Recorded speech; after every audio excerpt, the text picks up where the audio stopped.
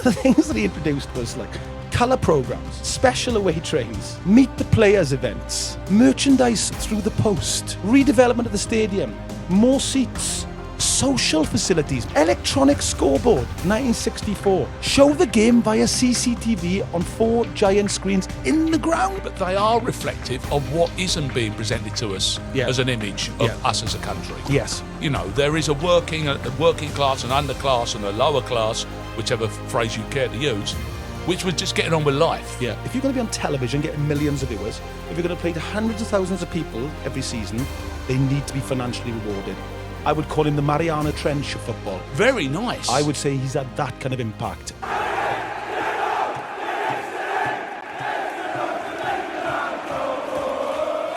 Hello and welcome to a new episode of If You Know Your History with me, Jonny Owen, and my partner in podcasting crime. Can I say crime? I think I'm perfectly happy to join in your capers. There you go. Mark Webster. Mark, welcome. Oh, thank you very much indeed, John. And what an occasion we've arrived at. Mr. Modern Football, I think we've decided he may be. And because I think still waters run deep with this fella. You think you know him in one iteration. But man, he was all the way through football, arguably from the day he kicked a ball. I would call him the Mariana Trench of football. Very nice. I would say he's had that kind of impact. I mean, when I thought of this, I thought had one of the biggest impacts in the world of British football. No, forget that. World football. Totally. Because of where, especially the Premier League, what it's become now. And the man we're going to talk about, you may be surprised by this, but if you know your history, excuse the pun, you probably won't be, but this man was a player, a coach, a manager, a director, a chairman, a union rep, then a union leader, a presenter, a pundit, an executive, and a trained referee, and he was even the linesman in a game. And I'm going to ask you that question later on. What game did he become the linesman at? And the man's name was James Hill. Correct. Better known as Jimmy Hill. Jimmy Hill. Also, you seem to forget, a clerk in national service. An amazing life this man had. Almost Shakespearean. Absolutely. In the way that he evolves. Because the young go-getting firebrand that starts out becomes a very different character once we're seeing him as this pundit in later years and somewhat sort of seeped in controversy as a direct result. But it's a long life, and we should talk about it. Rich life, life. Rich and full. 1928, born in October 1928 in Balham, that part of South London, which is hence him being a Palace fan, apparently, as a young kid. That's right, yeah. Son of a milkman, and boy, did Jimmy also deliver in football. Eh? But I think it was kind of writ large with him already because he went to Henry Thornton Grammar School. So he was a grammar school kid. Bright boy, past his 11 plus. Exactly. Big in them days, Mark, yeah. Totally. And not necessarily the sort of stuff that footballers were cut for the cloth they were cut from. He became the president of the Old Boys Association, but of course he did. Because you just can't imagine Jimmy Hill not being the person who organised stuff. In terms of playing football, he played for Reading as an amateur. He was at Brentford. Fulham is the famous club that he played for, 300 games there, and most of them alongside Johnny Haynes. That's right. Who's a really important figure in his life. In football history, actually. Totally, yeah. I mean, Johnny Haynes' story is incredible, and it kind of, as I say, it's parallel with Jimmy for a while. Changed course a lot after a while, but that's for later on. Just tell us quickly, Mark, why was Johnny Haynes? What did he become known universally as? The first £1 million football, £100 a week footballer. That's right. As a direct result of Jimmy Hill's involvement in the professional game. Absolutely right. And so we'll talk about his footballing life, but I think I mentioned there, he goes into the army, and it's the start of the Jimmy Hill as we know it, I think, to a great extent. I mean, for younger people, Jimmy Hill was so famous for us growing up. Totally. One of the most famous people in the country, I'd argue. And an astonishing-looking human being. Well, who had that beard apart from Jimmy Hill? I mean, listen, we might as well go there. And, I sit there as a member of the bearded classes. But because I think, most people listening to this podcast would know what Jimmy Hill looked like. But there's some people that wouldn't, who are a bit younger, because we've had a lot of younger people saying how much they've enjoyed this, which thank you very much for. But Google Jimmy Hill, and you'd be quite surprised by his appearance. He had a big chin, and to this day, people of a certain generation would call it hilling, or I always call him, and they'd stroke their chin. If somebody was exaggerating. I'm not sure I believe you on this one, John. So I'm Jimmy Hilling as we speak. there you go. Yes. I mean, had a fantastic face for television. I mean, you just couldn't take your eyes off him. So he was, and as a younger player, he came through at Fulham. Very good player, apparently. Scored a record amount of goals, scored 5 away goals for Fulham at Doncaster, was part of a Fulham team that got promoted to the First Division. As Mark just said, great friends with Johnny Haynes, who was Fulham's most famous player. But he was of a generation where he was born, he had to do national service. Yep. So he went into the Royal Service Corps, which, to roughly explain what that is in sort of military history terms, was kind of like the men who looked after the wagons, the baggage train, the organisers. I think there were a lot of clipboards. A lot. Perfect for Jimmy. Yeah, exactly. You can imagine him, can't you? Don't hand me that. Yes. I will administer this. I will administer the living hell out of this Let situation. me organise everything you need to do. I'm all over that. Yeah. A super important part of any army, in military history, they talk about organisation is everything, Yes. Getting the troops fed, getting them to places, transport. Jimmy's a big part of that. And if you Google to this day Jimmy Hill and the Royal Service Corps, such a famous part of the, like I said, of the military, he's one of their most notable ex-servicemen, which tells you everything about him. So this is a man, and you see little clips, Mark, I see little videos of him and stuff, and he says, he sounds like somebody that we grew up listening to in the mid part of that century. I was very proud of those pink countries of the British Empire, an empire that stretched a quarter of the way across the world. It's hard to explain to a new generation now that's grown up in very different times how proud people were of the British Empire, the empire where the sun never set. That we kind of there was an upstanding kind of, certainly English gentleman that kind of told the world how to behave in a certain way. Totally and boy, did Jimmy have exactly. that. He's absolutely a product of that. He is. And that bit, which again becomes extraordinarily clear and stark Yes. in later life as well, in the third act of his play. Yeah. But up until then, of course, it's the perfect setup for him because, as you say, he goes in and becomes a player. But the idea of the Professional Footballers Association sounds like it should have been there forever. No. But this is living memory stuff. Yeah. This is the 60s. Yeah, well, he goes in 1957. Yeah. Before that, it's famously called the AFU. It's the Association of Footballers, Union.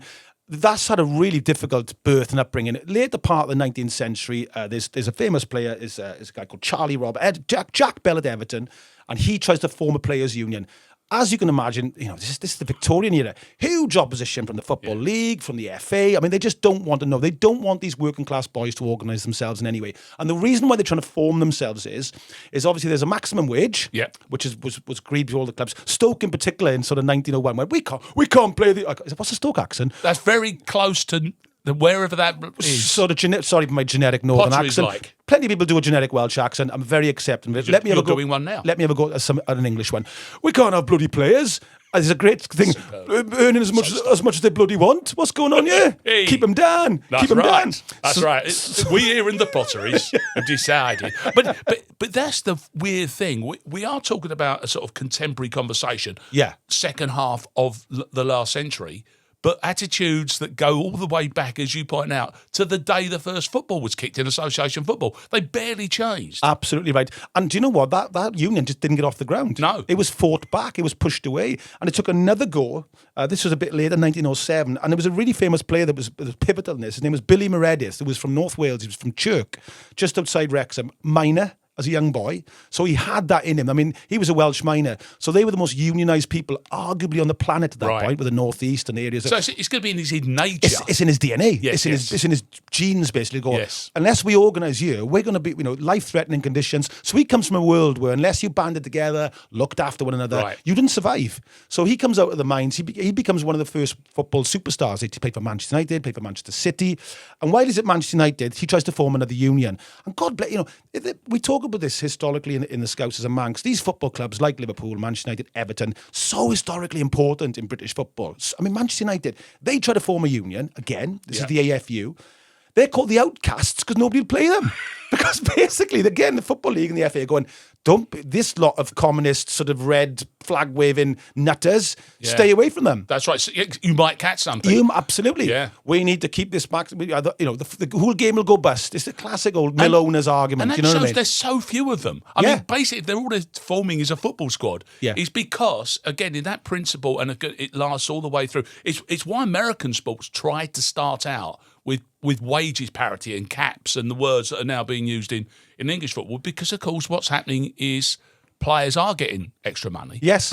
But certain people are getting bunged it. Well, this is boot money, etc., etc. This is what they won, Mark. So the AFU, they can't beat the maximum wage, and something we'll talk about a bit later, which is the retain and transfer system, Yes. which was, I mean, when we explain it, it's so archaic. You just think this belongs to like sort of the medieval sort of period. It's like sort of like you're tied to the land of sort of your local baron or something. It's ridiculous. Oh, quite right. But this is footballers.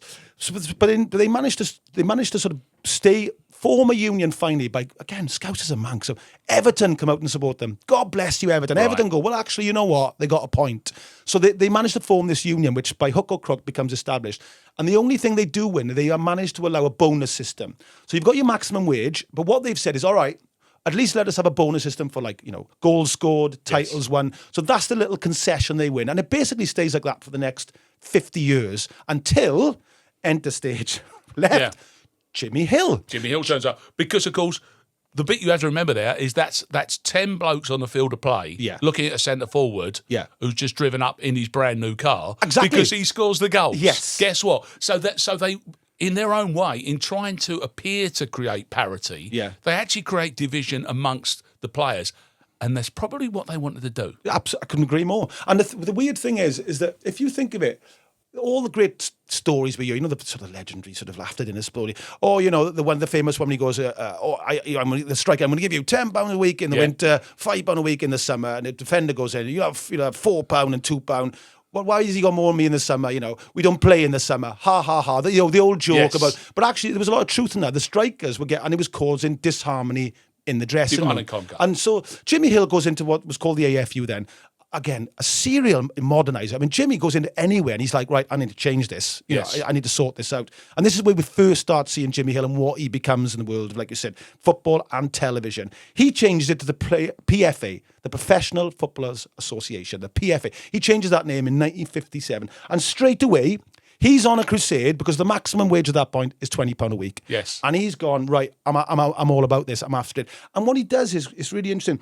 He rides the back of what they're seen as an empowered working class. So you've got all the sort of, Alan Sillitoe's right in, Burton's become a big actor, Harris, the rise of the kitchen sink drama. Suddenly, you know, there's films about the working class. There's books about the working class.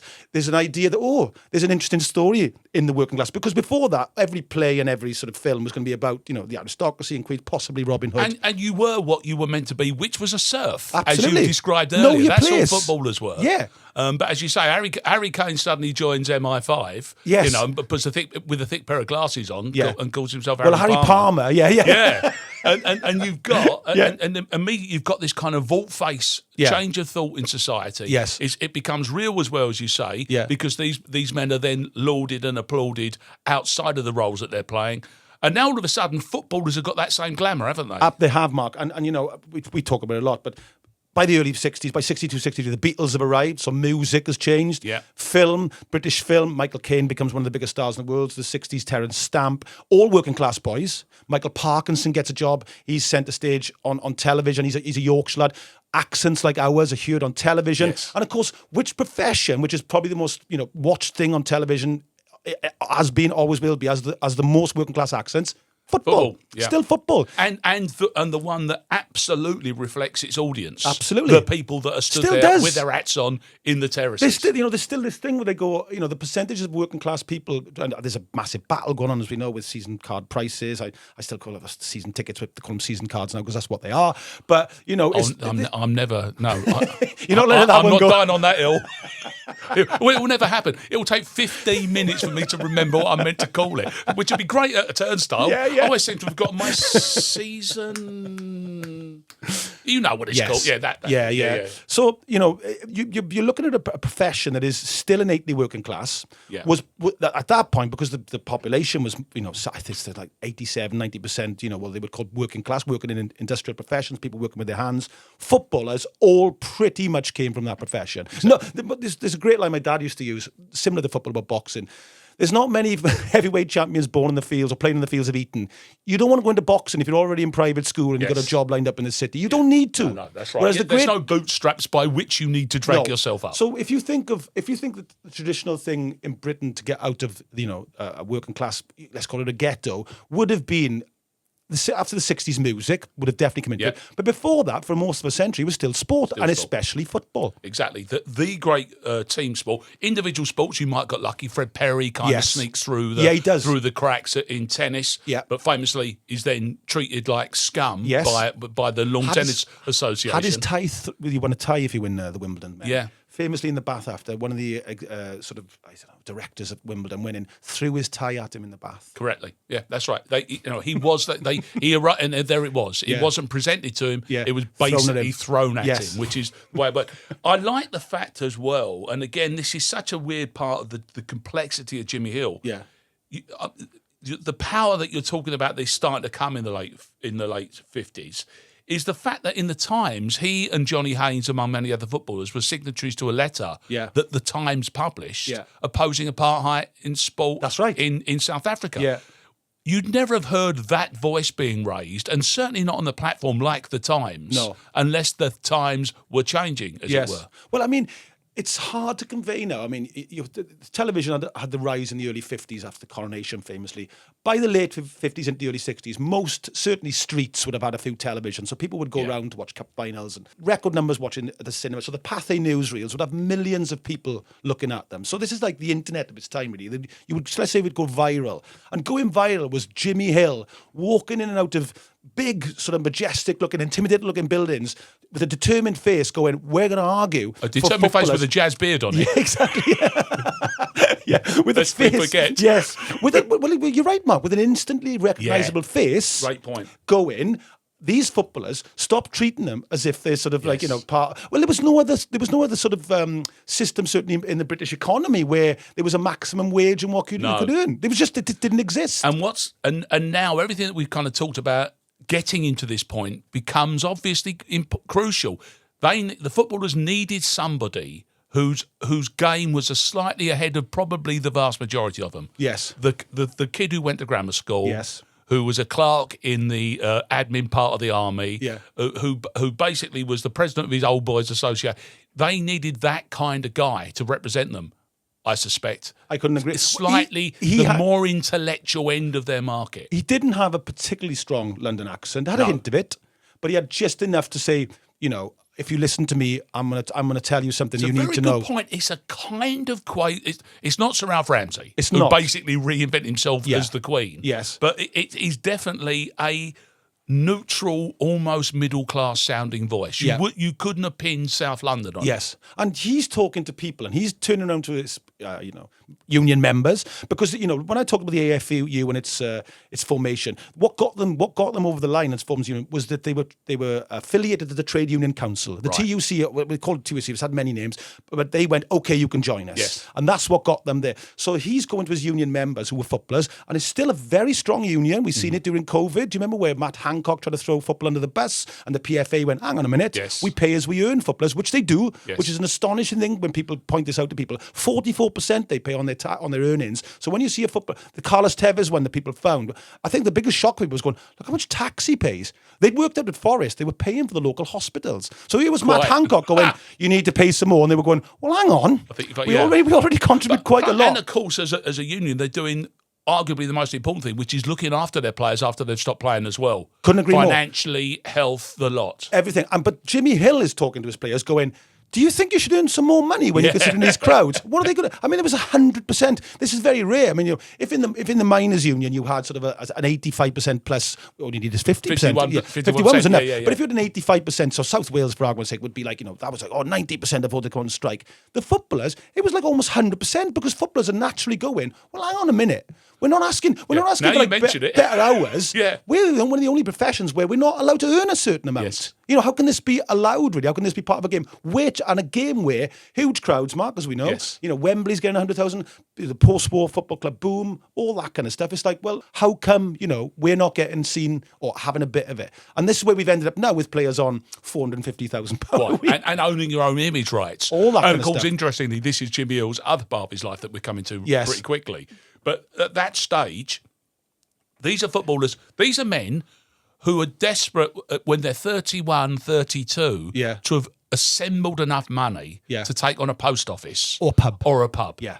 This is their only ambition. Yeah. And the fact that they have been entertainers Yeah. on a grand scale, bigger than whoever walked out on the stage at the London Palladium, Yes. who was earning 1,000 times more per week Yeah. than they were and playing to 1,000 times smaller audiences. Yeah.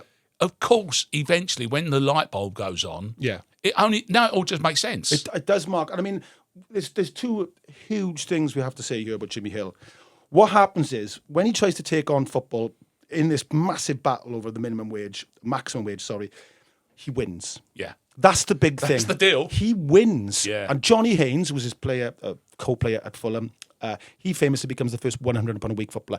I mean, can you imagine the broadsheets? Oh, the explosion! Parliament saying, "Oh, this is the beginning of the end." You're allowing these working class boys. What will they do with it? It's reckless. Football will go bust in 6 months' time. I mean, like the tactics used to try and terrify these people. Jimmy didn't care. Jimmy went, we're going to win this or we're not. And winning that is arguably, for me, one of the biggest moments in the 20th century history of British football. Totally, because, of course, what you've now got is football as entertainment. Yes. Now, it always was, Yeah. but now it's part of that world, Yes. conversationally, because now you've got footballers and our stars as well. Exactly that. Football's the And stars. there's the change. He's put them at the centre of the stage to say, right, if you're going to be on television getting millions of viewers, if you're going to play to hundreds of thousands of people every season, they need to be financially rewarded. That was the basis, and he wins. And not only does he win that one, he leaves in 61 on the victory to go back into football, which we'll do in the second part because they wave into us because we've already gone on. Oh, we're there long already, enough on aren't you. we? Well, son of a Welsh miner who's a union man. I'm fascinated by this. My world, but. What he does, he sets in motion another thing which was, again, hugely pivotal.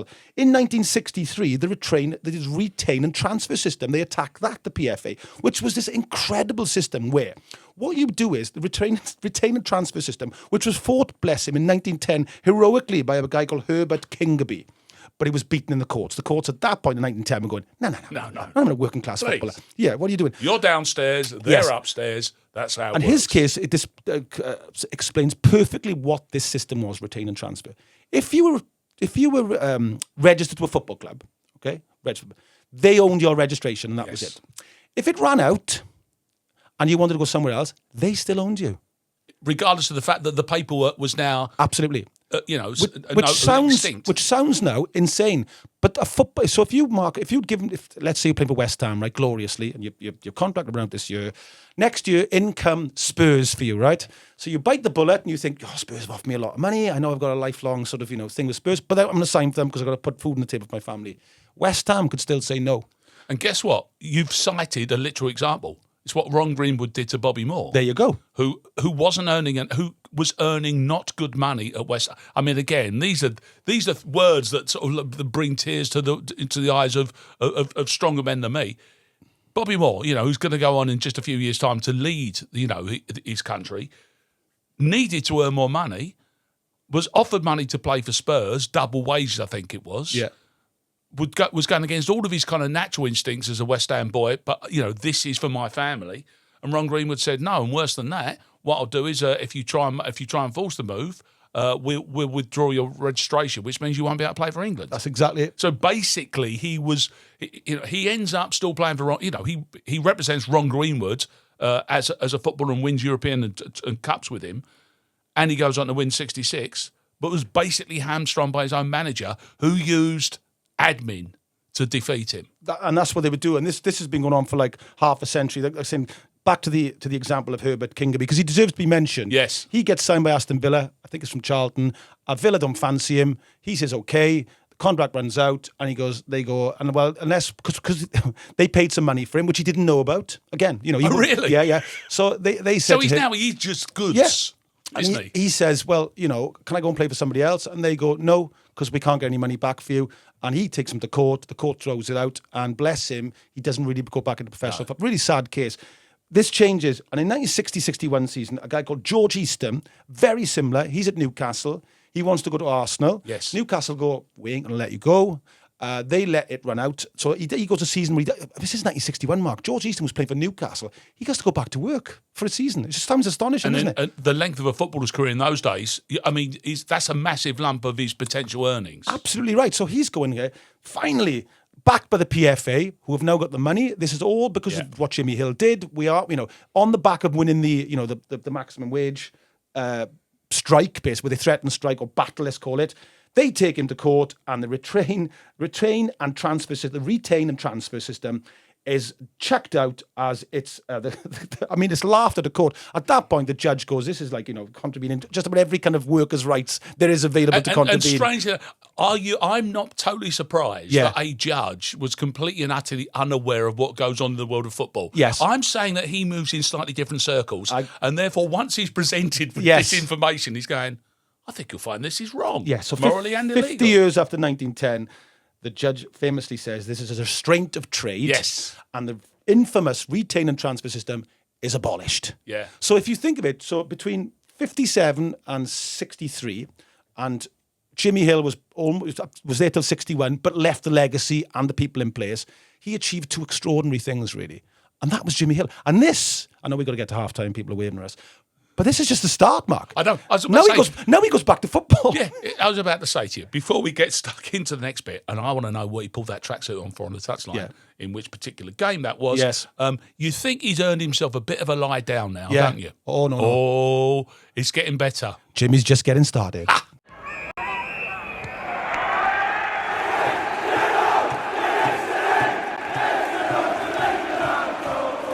Hello and welcome back to the second half of a podcast on Jimmy Hill. And even just in the break, just chatting briefly to the chaps who are with us working on this. Yes. Everybody's going to go in. Everything kind of starts with Jimmy Hill. He is the Mariana Trench Mark, isn't he? He is the Mariana Trench Mark. what he isn't, Trench Mark, it's not a benchmark. What Michael Caine isn't. I'm glad you back referenced this. Yeah. I thought you were trying to do something really clever with the words. I don't think I'm far off. I called him Harry Kane, didn't I? I turned Michael Caine and Harry Palmer into one person. And he ends up finally winning a title in Germany. He does, yeah. It does make me realise Harry Kane has got the most sort of British spy name. To be honest, stick him in a thick pair of glasses. It works. It's him, isn't it? It works. But a quirky sort of spy with that sort of speak, the way he talks, he'd be great. With that sort of staring off into the distance look, you're not quite sure if he's paid attention to what he's saying or he's thinking hard about it. He's got that look about it. But as a spy, a bit like a footballer, don't underestimate him. No. Because he's the best at, sort of like taking people out. That's right. You can't read that man, can you? No, exactly. Oh, I like it. Anyway, the question as well, the question we asked earlier on was what game did Jimmy Hill end up running the line for in the second half? And it was 1972, Arsenal against Liverpool, Mark. Was Highbury. it? And I love this. We can do little quirky things with this podcast, if you know your history. Dennis Druitt, who was the linesman, pulled a muscle. Old Dennis. Pulled something, anyway. Dennis didn't do his stretches, did he? Dennis. And if you look back at those kind of footage, sometimes they weren't in the best shape, the linesmen and the referees. I'm going to say, that's what, I've always admired a referee that can do it from the centre spot, where running is not really a prerequisite of the job. Yeah. Well, Dennis Druitt, who might have been the fittest man in Highbury that day, might have overstretched. That's what might have happened. Listen, like me, Cold Spring. Exactly. Yeah, Proper athlete, yeah. He... best him, he couldn't carry on, and the game couldn't carry on. And there wasn't, in those days, there wasn't a fourth official, thank God. There wasn't a VAR, thank God. There was nobody, and they had to put an announcement over the tannoy. Is there anybody qualified who could run the line? And up steps, of course he does. Oh, reluctantly? I'm Jimmy Hilling, everybody. How quickly did Jimmy Hill jump out of his seat? He'd have gone Clark Kent Superman, wouldn't he? He's got his nice suit on and shirt and tie, and like he's got a tracksuit underneath. How did that happen? And there he is. It's not a cape, but it's a flag. And there's Jimmy. And he's probably the best linesman they ever had. Absolutely. Well, do you know what he's done, Mark? I'm just thinking, he's like that kid who takes his boots to a totally. game in case. The dream. I've They've got the shouted up, young Mark Webster, Yeah. we need a left back. I had my kit on underneath sometimes, just in case Jeff Hurst got hurt. I was ready. Stick me up front, Ron. I'll be all right. And you would have... Sorry for this. You told me you were a tubby child when I saw you. It weren't. Similarly to the referees, Tubby's very nice way of putting it. To the referees, what I'd have done, I'd have been a target man, and I'd have been stood there until they needed me. But I couldn't head the ball. So actually, now I'm thinking about it, I'd relatively limited as a backup for Jeff Hurst. But you would have been. It wouldn't have been a good idea. But he's been a fox in the box. He'd been in the right place at the right time. I'd been if needed me. Yeah, and if you just rolled the ball gently towards my left foot, something might have happened to the good, but probably not. Very good. Yeah, but again, that is. It could not be a better example of the way that Jimmy Hill conducted himself as a person, would it? I just think it's a take control. Brilliant story. I mean, it would have been Bertie, me, and Shankly. Would have been. Bertie, me said to Bill Shankly, "Is Jimmy Hill in the stand with a flag?" I wonder what their face. I'd like to see their two faces across the dugout when they see Jimmy Hill trot along to the touchline. Brilliant. No. Oh, hey. So Jimmy Hill is the linesman. Amazing. But in '61, he famously leaves the PFA. You know, like I said, like Mark just said in the first part, you think that would have been enough for somebody in their lifetime to sort of change the face of football completely and sort of won rights for the union and footballers as workers, because that's what they are. They're workers. You know, my dad used to say this to me. They were all workers. People forget this. People look down on other people. People in offices look down. Oh, they're the workers. We're all workers. Yep. We're all working for the man in some way. It's the shop floor. Absolutely. But everyone's staring at the shop floor. Exactly. I almost was thinking once about great advice. He went, everybody's got a boss, son. Even the bloke who owns the company has to report to the bank. Yeah. And even the bank have to report to the government. He's like, there's bosses. But I was like, okay, it's a good way of looking at it. Yeah. 61, he leaves. And he joins Coventry City Football Club. Exactly. As the manager. As a man, but as this kind of player, he's only young. I mean, he's not young by, again, that period of time. He's 33. Yeah. But of course, he leaps straight from being a player. I think there's no overlap there. He goes player coach for a little bit there or something like that. So he finds a little transition period there. But fundamentally, at 33 years old, he's handed a blank canvas of a football club, isn't he? Well, I mean, I did a little bit of research on it, right? I mean, we could talk about this for like about 2 hours. He goes to Coventry City, and they've called it the Sky Blue Revolution ever since. There's been books written on this, and bless him, when he did pass away, Jimmy, there was a huge sort of event at Coventry Cathedral, famously bombed in the Second World War. It's an amazing place if you want to go and look at it. They've kept the sort of remains of the cathedral that was bombed. Coventry infamously had a terrible time during the Second World War from during what they call the Blitz there as well. And they built this new amazing cathedral, and when Jimmy passed, they had this service there, and they sang, we could talk about this in a minute, the song that he invented for the club, and a huge amount of affection for him, even when they opened the stadium there, which again is a stadium and a football club, you know, it's had its problems the last. And it's great to see Coventry. Rico, the Rico, which I think is probably printing materials. Yeah, I think something like that. Yeah. But Coventry, you know, almost went up, didn't they, in the playoffs and all that kind of thing. But a great football club. But it all started kind of the idea of what we know as the modern Coventry City with Jimmy Hill and this Sky Blue Revolution. Not least of which is Sky Blue wasn't a nickname until Jimmy Hill brings it in. They would, you know, it was his invention to reintroduce that kit among myriad new ideas. We'll go back to these because I just want to list them off, you know, at the start. So the things that he introduced was like colour programmes. Yeah, imagine. Special away trains, right? Meet the players events. A club call, right? Merchandise through the post. First club to do it, right? Redevelopment of the stadium. More seats. Social facilities, making the club a place you can go and have sort of social events, all that kind of thing. One market doesn't end there. I was like, no. I was going, electronic scoreboard, 1964. Show the game via CCTV on 4 giant screens in the ground. Now, never catch on. In the ground. I mean, like, never so everything we think of as part of being modern football, I was like, I had to go back over it twice and go, hang on a minute now. But my favourite of all this was a song. Yeah. Because he had form with this, didn't he? He'd written a song for Arsenal. It's basically, he's got like, of course I can run the line, and of course I can be a leading lyricist. Did he ever doubt himself? Did he? Hella's like, Did he not? It's Jimmy Hill. Yes, it's based on the Eaton Boaton song. That's right. Yeah. Obviously, so they nicked the tune, but then out of copyright. And it's out of copyright, so we can play a little bit. We're going to play about this tune now. It's called the Eaton Boating song. Jolly boaty weather. Have a listen to this.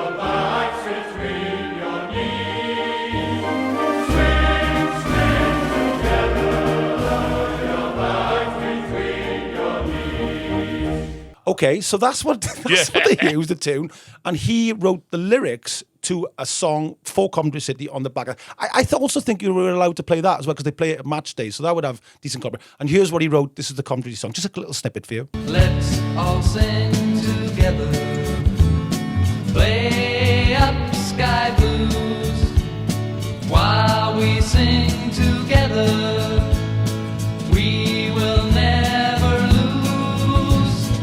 There you go. So this is the kind of guy we're talking about now. He's got a song for the club, which they still sing today. They do.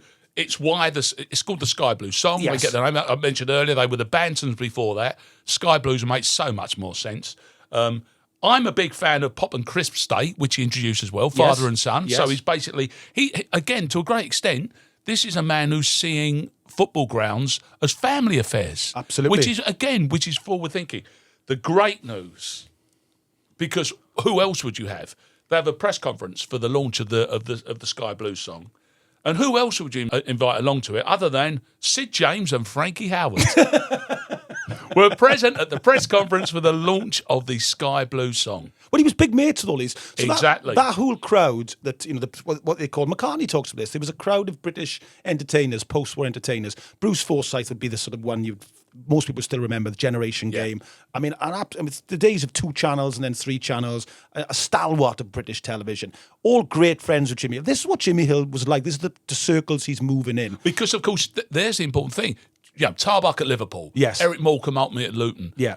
Working class boys who have made their money on stage. Yes.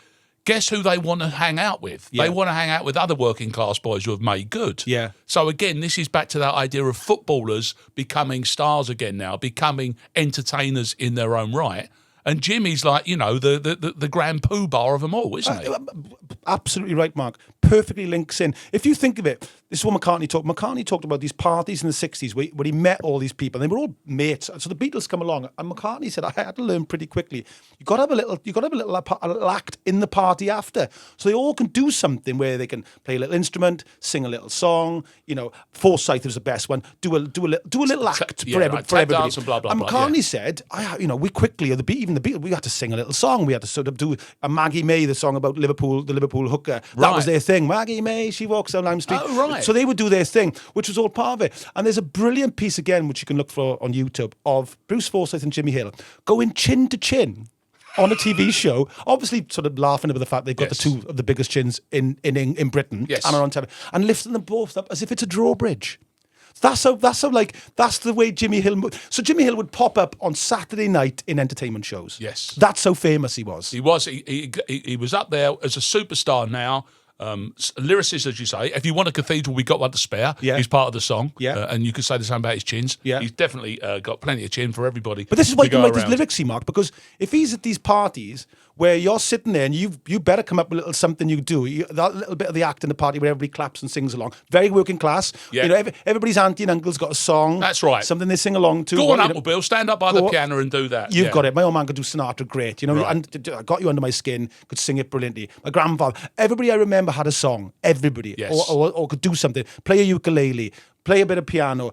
Jimmy Hill's of that world. So him going to write lyrics ain't a surprise. No surprise. Nah, he's going, I can have a crack at that. But of course, all of these things probably at the time felt like gimmicks, affectations. No, they're all part of the fact that he's doing the same thing again. He's building an infrastructure from which you can make a lot more money. Yeah. And you can include in that as well the fact that they were the first club. I think the first football league club. I think there was a non-league club. Strange enough, that got a sponsor. Yes. We go back to Kettering. this. That's a Kettering. Kettering. Kettering That's Town. right. Yeah. I think it was Kettering catering services. No, it wasn't. It was tyres, I think. It probably was. I think it was tyres. Kettering tyres. I still want to. It- I want to listen, run Kettering catering. It would either be shoes around there or tyres. I think or something. Well, they got Coventry got Talbot.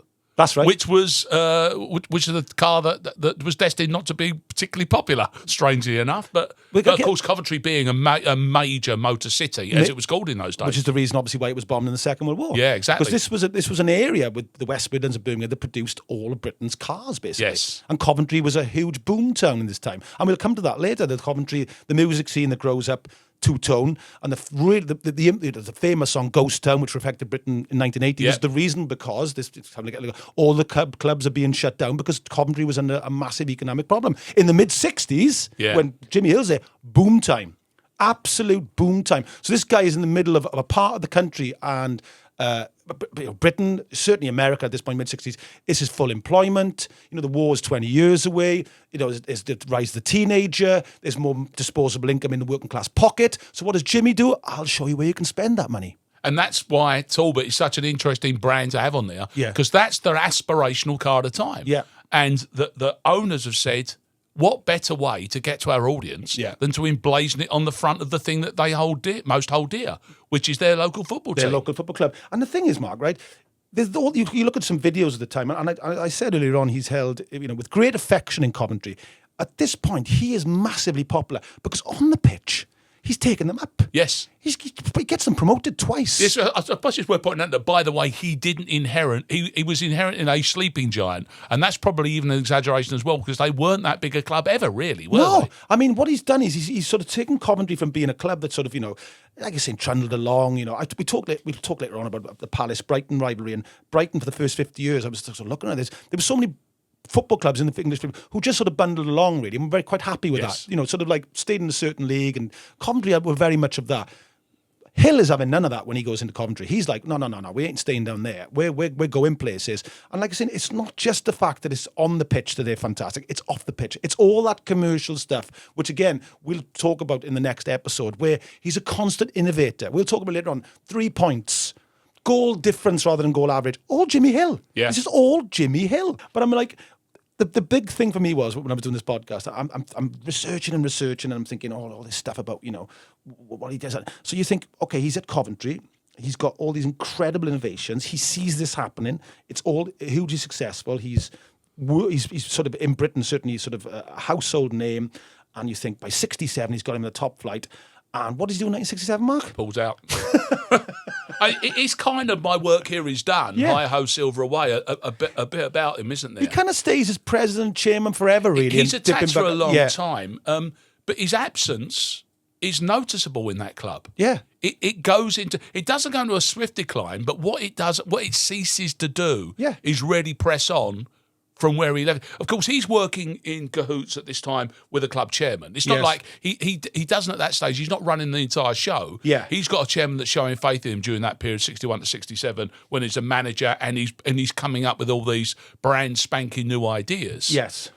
But if you think about it, Keith Alchin and an FA Cup final is kind of the highlight that you think of. So, Mark, his legacy is John Sillett, the 1987 FA Cup winning manager, played under Jimmy Hill. Bobby Gould, later the successful manager with Wimbledon, won another FA Cup with Wimbledon, played under Jimmy Hill. Yeah. So he left his legacy there with the players who played underneath him as well. Yes, and again, his football teams were good football teams as well. Yeah. Good to watch. He was, a forward-thinking coach as much as anything else. But from his point of view, to go in there, build, and I'm going to guess that this is the deliberate part of Coventry's position, is being next door to Birmingham. Yes. That rivalry's there, and Birmingham always has its second city thing that it needs to be, but it's the biggest club around that time, or the biggest city, is going to be Birmingham. So little Coventry, albeit, industrial hub Coventry, punching above its weight. Massive. I mean, Birmingham's got Villa, Birmingham City, West Brom, yeah. Wolves just up the road. Totally. Big historical football The clubs. last thing they need is another one popping up on the horizon, and there it is. It's kind of like a bit like a Salford City thing, really, where, to use a modern expression for people, is you're going into a place where long tradition of well-supported football clubs. How are you going to disrupt that? Well, they've got in the Football League, Salford, but they've kind of like stuttered a little bit in the sense of what Wrexham have gone past them.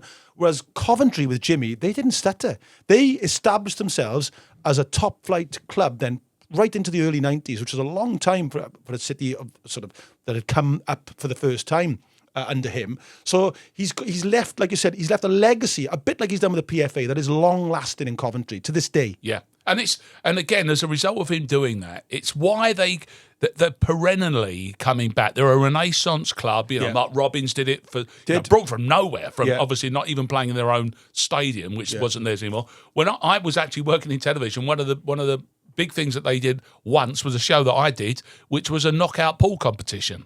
It was just, it's like the winner stays on. That was a piece of telly. They're trying to use it for anything that they could. Would you say, Mark, a lot of affection for Coventry City, certainly football fans of our generation? I think particularly when that they were clearly just removed from their own space. Yeah. Unwillingly. It looked too big and a bit cumbersome as a football ground for a team that wasn't delivering, in the sense where half-empty stadiums and all that business. Yeah. But to then effectively go and play non-league level grounds as Northampton, home grounds. wasn't it? Was it Northampton? Yeah. And but it took amazing the sport away. I went to watch them at Notts County about 10 years ago, and they filled the away end. And they did a little protest saying that we're out of our home and very unlucky and not to go up to the Premier League. But they seem to be a club that is starting to find its feet again in a good way. And a club, like you're saying, that has a lot of nostalgia for it from fans amongst our generation, because we remember the kit. We all remember the Admiral kit, that went down. We all remember the elephant on the badge. Yes. Those kind of little things. And this all goes back to Jimmy Hill and what he created with the Sky Blue Revolution. He innovated there. It's probably worth mentioning, because it only occurred to me, I know that it was the Motor City nickname, was Coventry's.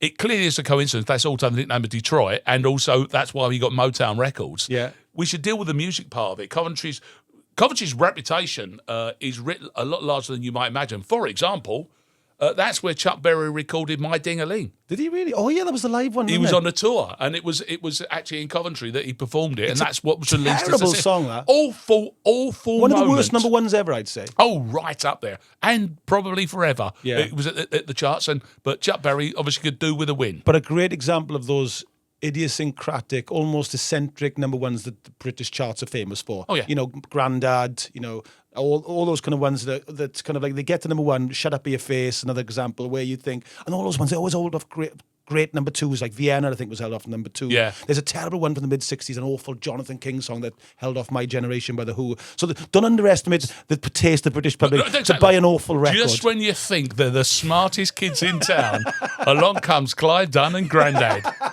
just to learn you a lesson. Or Grandma. But but we should just elaborate on this a little bit, because the musical thing is very important in the Coventry dynamic as a city.